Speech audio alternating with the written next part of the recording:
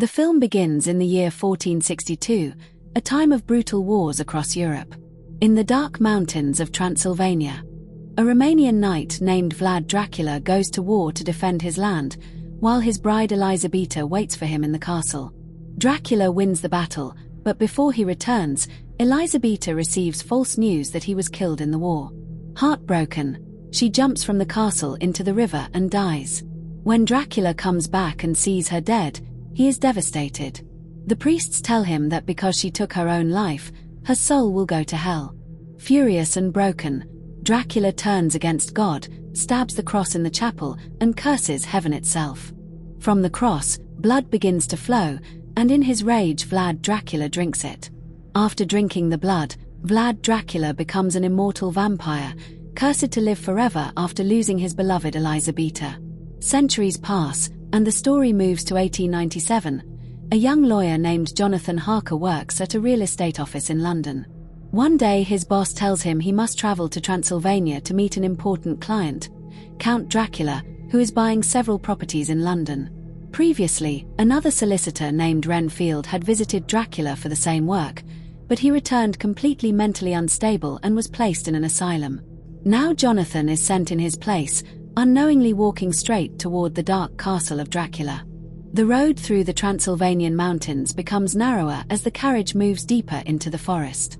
Tall trees block most of the moonlight, and the path ahead is barely visible. Jonathan Harker sits quietly as the carriage continues through the dark woods. After a while, the horses suddenly slow down. The driver pulls the reins and stops near a lonely path surrounded by thick trees. Jonathan looks ahead and asks, "Is the castle close?" The driver glances toward the narrow road and replies in a low voice, "This is as far as I go."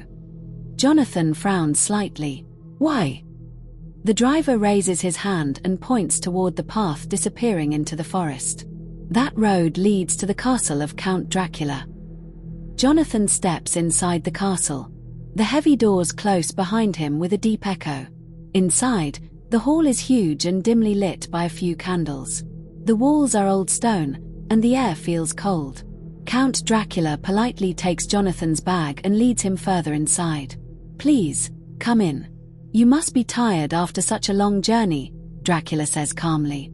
As they walk through the castle, Jonathan notices something strange. The place is enormous, but completely empty.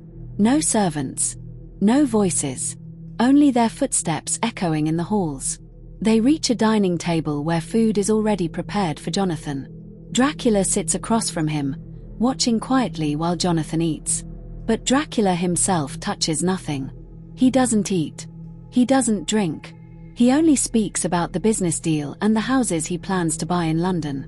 Later that night, while looking around the castle, back in the castle, Jonathan Harker slowly begins to understand how dangerous this place really is. One night, unable to sleep, he walks through the silent halls of the castle.